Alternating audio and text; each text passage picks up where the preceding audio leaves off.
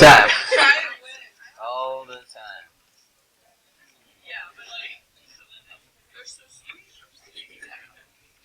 Okay, question 4 is where we're at. Substitution is what we're doing. Yes? Okay.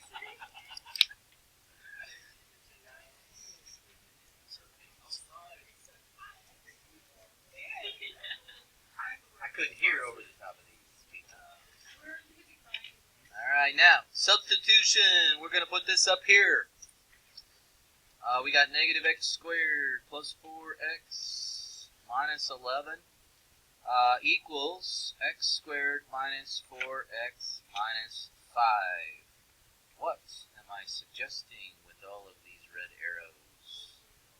Why are we doing that? We need it equal to 0 in order to do the rest of this work. So if we are adding x squared and subtracting 4x and adding 11, what are we going to end up with? 2x squared. Minus 8x plus 6. Now, whether you are the type of person that wants to factor this or switch to the quadratic formula, everybody in this room should do the next step. Pull out the 2. There's a greatest common factor of 2 in there, and what do you get if you pull out that 2? X squared minus 4x plus 3.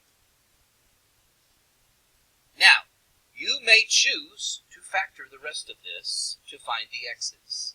Or you may choose to switch to the quadratic formula at this point. But you make a choice, and you find my x's. Okay? Once we find those x values, and there will be 2 of them, we will have to find the y values. But let's at least get the x's done first. Okay? So choose the factor, or choose to go with the quadratic formula. Make your choice and go. Okay. Now, I wouldn't have preferred, I don't think I would have chosen that way. I probably would have done factoring. But, on your test on Friday, we do have factoring. So you do need to, but you've got notes on that to help you with that. We'll be practicing and reviewing tomorrow. But if you did factoring, you would come up with x minus and x minus. What would those numbers be that multiply together to give you 3? 1 and 3, right? So if you set your factors equal to 0 and solve, what do you end up with? Yeah, you do. Now, so I don't really care whether you came up with 1 and 3 using factoring or using the quadratic formula. But you still don't have the y values, so what are you going to do? Pick your favorite equation. Top one? All right, that's good enough. We'll use the top one. And we'll start with a 1. Remember, we talked about this. Okay, 1 squared minus 4 times 1 minus 5. What's 1 minus 9? Can none see that? Yes, he's not a girl. You can't talk to him. I'm pretty sure they can. You can talk to him if you're not. Okay. Yeah. But you know what it is. Okay. Hey, you're not helping me.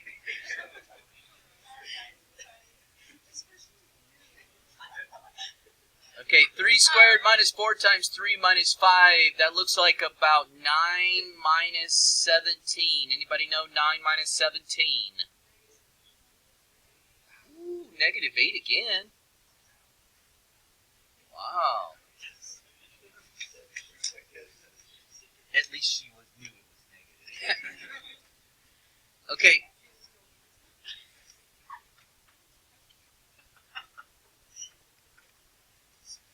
This is the situation you're dealing with right here, this graph.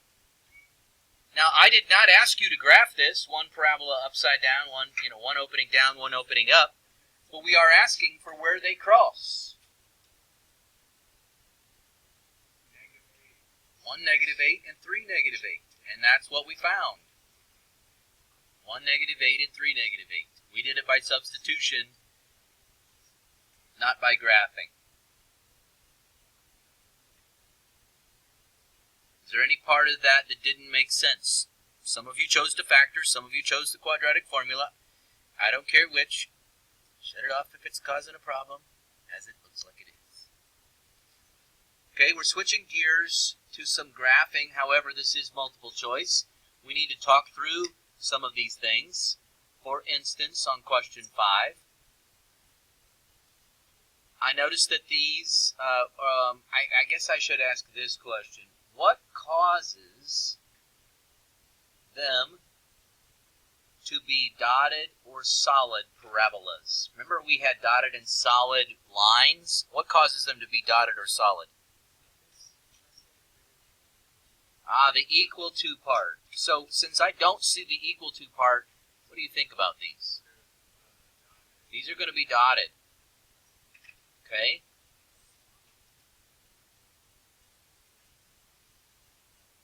But you need to understand that so that you can rule out bad choices. If you don't understand it, you're not going to rule out bad choices. Does that rule out any choices? No, that didn't rule out any choices. Okay? So back to the drawing board. What's the A value for the first one? A equals 1. What's the A value for the second one? 2. Those numbers tell you something. What do they tell you? They both open up.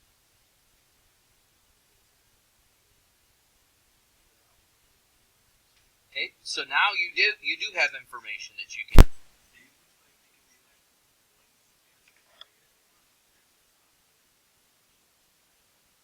Okay, that's true as far as the opening up and down. Now, you know when I have multiple choice questions, I give partial credit.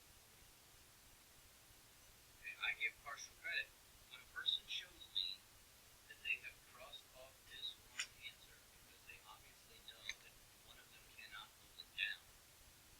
I give them partial credit. That means something to me. Something. Even if you pick the wrong answer for the rest of this question, at least I know, hey, that kid understands that this is not even a reasonable choice. Okay? Now, if you just ignore it and say, well, I didn't pick that one, shouldn't it? No, that doesn't count for something.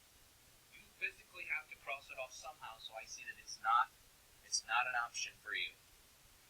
Now, which way are we shading? So let's look at choice D, no solution. Let's look at the types of situations you would have to have for this to be possible. Here's one situation. We've got one parabola opening up and it's shaded on the inside. And we've got one parabola opening down and it's shaded below. So we got one shaded above, one shaded below. Notice that they don't ever cross. That would be a no solution situation. Do we have that one here?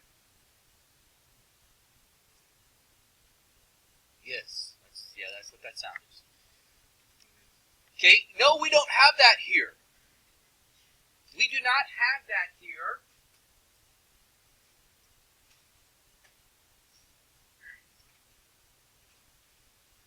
So what other situation could there be where there's no solution? Well, we could have what we call parallel parabolas. One of them shaded like this, the other one shaded on the outside like this. Now, for that to be the case, A must be what for both equations? Equal. There's no way that you can do that without having equal A values. Do we have equal A values? No. So we can't possibly have that situation either. So I'm definitely going to be looking for somebody to go, oops, sorry, not like that. That is not an option, because we didn't have either of the two possible no solution situations. So really this comes down to A and C. Now, there are two ways to tell which one is the correct answer, and for most of you, I think the most obvious way is for you to find the vertex. At least the first part of the vertex. How do we find the first part of the vertex?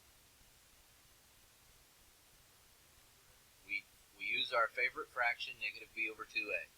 So I suggest you do that for both of these. Find out what that x value is for both of them, and then make a choice between A or C. That would give you enough information. Hopefully you got the vertex negative 1.5 and negative 0.75. Now, which way did they move? Left or right?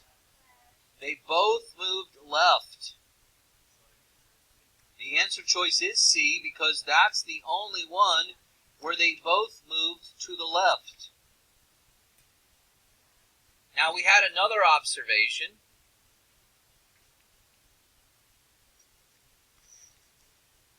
Ms. Brooks gave us another observation. She looked at it and said, hey,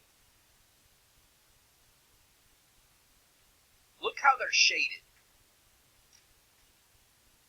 So the red one, oops, I'll just leave it there. The red one is shaded above. The blue one is shaded below. Okay? Come back up here and look at, this is the observation that she was making. Look at this one right here.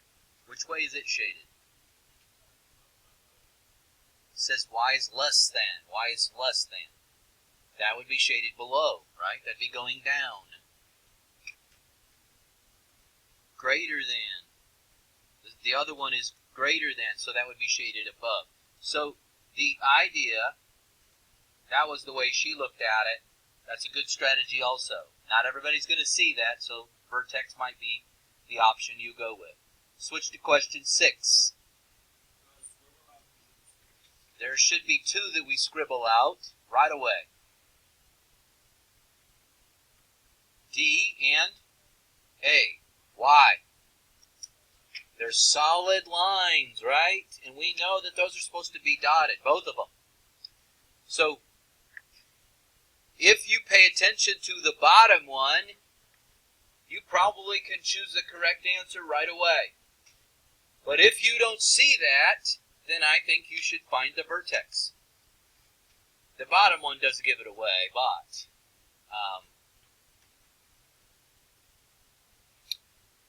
if you don't know, if you're not confident about it, then go find a vertex. Give you a few seconds to do that and figure it out.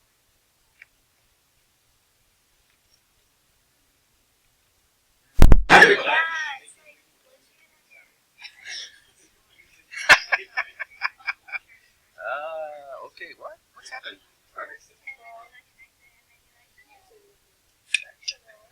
Okay, now, if you look at the second one, which way does it open, up or down? Which way does this one open, up or down? Sorry, I have to unfreeze it. This opens up, okay? Opens up, and which way has it been shifted? Okay, so it opens up. No, it is not shifted to the right. It's on the outside of the square, folks. That's either up or down. And we said when it's on the outside, it matches our common sense, so that would be down 5. So we need something that opens up that's been shifted down 5. The only one that has that is right there. So I didn't really need to find the vertex of anything. However, if you didn't see that, then you could have. And some of you did this, right? Opposite of b over 2 times a. And you got negative 1. So that means left. And which way does it open? Right there. Which way is it opening, up or down? It's opening down. So you need something that opens down and it's been shifted one to the left. That's definitely this, choice C.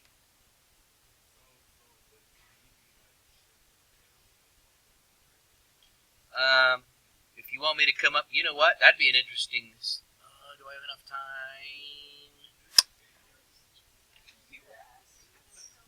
Okay. I'm going to give you one of the inequalities, and you tell me the other one. I'll do the blue one. Okay, so the blue one is, I'm just going to estimate this, y is greater than, that would be x plus 1 squared minus 1. Okay, so I just came up with the blue one. You come up with the red one. Do you know whether the A value should be positive or negative? Definitely positive. Okay, so we're just going to pick one. Or should it be positive or negative? The red one? Okay, I'm not arguing with you about that part. I do agree with you there, but I'm asking about the A value. Does it open up or open down, and what's the A? It opens down, doesn't it? So what's A? So it's got to be negative. So this would be negative x squared plus 5. Now, question. What symbol should go in there? What symbol should go in there? A less than? Should it be less than or less than or equal to? Just less than. Why? Because it's dotted and it's shaded below. You are correct. Okay. All right. Move to question 9. Move to question 9. Are there any that we can get rid of right away? Hold on. Okay.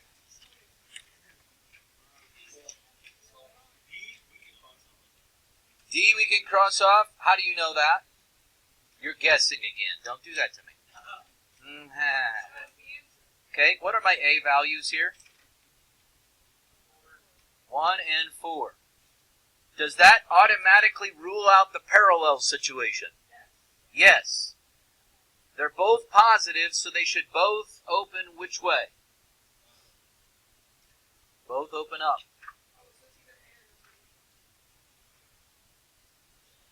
Well, we've just ruled out the no solution situations. There's 2 of those, and we just ruled those out.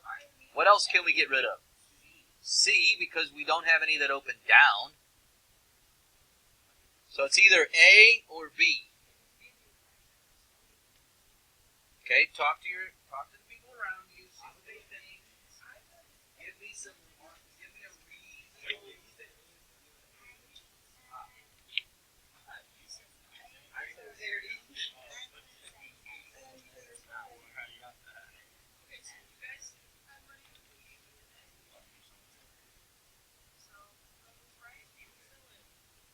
Yeah.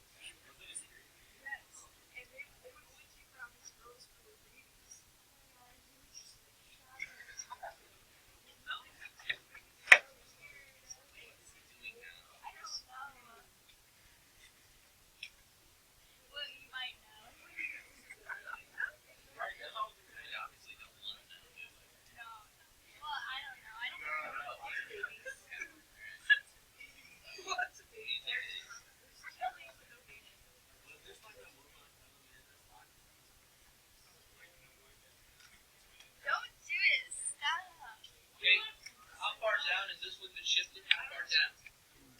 2 units, right? How far down has this one been shifted? 8 units. 8. What does the 4 do to the graph? I know it opens up, but what does the 4 do versus a 1? 4, okay, it's stretching it, so it's making it more narrow, right? It's going to stretch it, make it more skinny, which matches this, because the red one looks skinny, and it's been shifted down 8. This one's been shifted down 2. Okay, now the greater thans. Okay, this one, is it shaded above or below? Inside or outside? Inside or outside? It's going inside. That matches. That goes this way. What about the other one? Less than. That is definitely outside, so that matches. You're correct if you chose A.